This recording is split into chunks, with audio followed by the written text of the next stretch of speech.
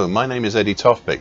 I'm Head of Technical Analysis and Senior Markets Analyst at ADM Investor Services International Limited. And here's your weekly technical analysis of Kansas City and Minneapolis wheat markets.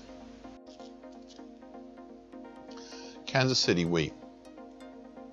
Once again, it is no longer a surprise to me to see yet again this week prices hitting and sometimes utilizing the bright red trend line formed of the neckline of the small but influential October 2021 to January 2022 head and shoulders top, currently at 851.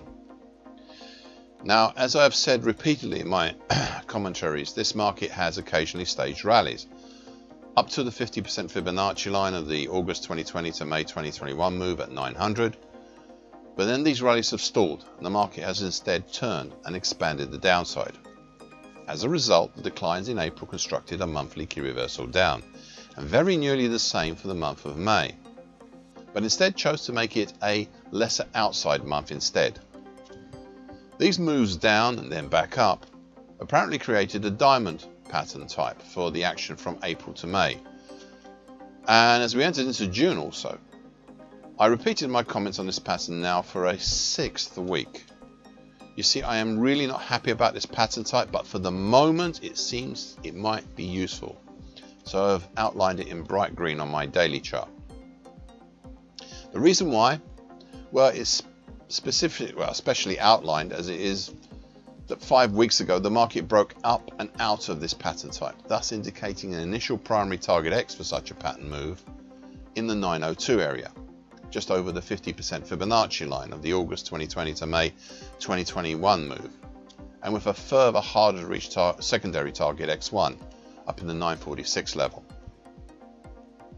Now, we had and still have a lot of resistances in the way before 900, and that explains why prices started to stutter up there mid-June and again this week. One of these we already know about, and that's the red neckline, but we also had the 2014 high at 856, the 2013 high at 862, and especially the following three that have really managed to erode the bullish incentive. They are the now slowly dipping long moving average, currently 857, the 50% Fibonacci line of the September 2019 to May 2022 move at 881.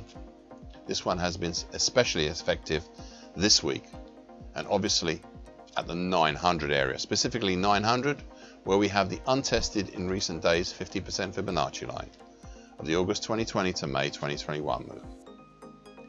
These all work together in varying degrees to halt earlier and recent rises, creating a horn top in mid-June. For the moment, the lopsided diamond pattern type is still good and target X and X1 remain, but I have this week noticed another pattern in construction, a far larger pattern. This is a really big inverted roof pattern, sometimes called a half diamond pattern, formed from the start of this year to date. Indeed, it could stretch from November last year to date, but I'm being conservative in its construction. You can see it outlined in purple on my daily chart. The lower trend line for this, currently at 802, is a little way below, but the topside capping flat trend line is not. It is the same 50% Fibonacci line of the August 20 to 21 move at 900. This is the level to watch on any move higher.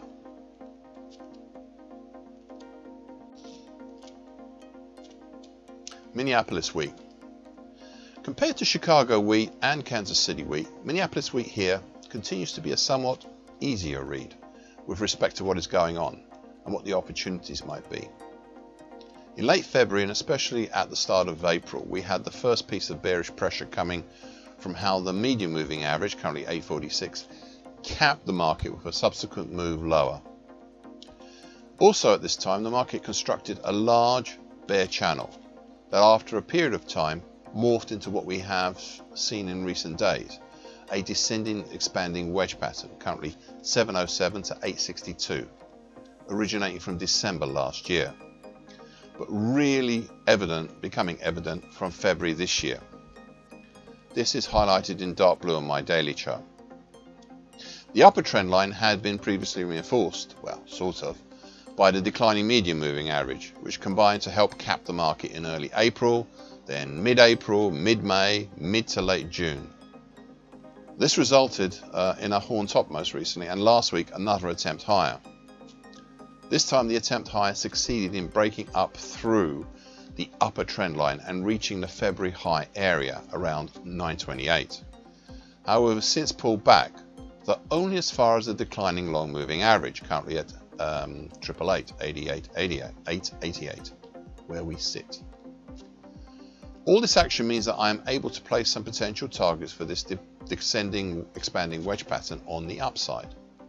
Thus, a primary target X is in the 997 area, whilst a secondary target X1 for this pattern is in the 1024 area. Now, I also raised some potential patterns 3 weeks ago, and I would like to address those now. The first one was to look at the April to June action as a potential double bottom. Upon reflection, I am not happy with this idea and I have retired it today. The second one is something I mentioned 4 weeks ago. It was to look at the whole action since late February as a possible reverse head and shoulders pattern. I've marked the likely spots for the two shoulders and the head, and though it slopes and not a perfect pattern by any means, it still has merit, especially when we look at the upper trend line of the descending expanding wedge pattern becoming the neckline as well. Though it's still early on in its life cycle of this pattern and many things can happen to destroy this idea, there has been enough action to justify looking at potential targets for this reverse head and shoulders bottom. Thus the primary target X2 would be in the 954 area, whereas secondary, harder to reach target X3 up in the 991 area. Thank you for listening. This weekly broadcast gives the essential market patterns and consequences. Please be aware of the risk disclaimer posted both at the front and the back of this broadcast. Copyright is Eddie Toftbig and ADM Investor Services International Limited. And here comes the final important bit.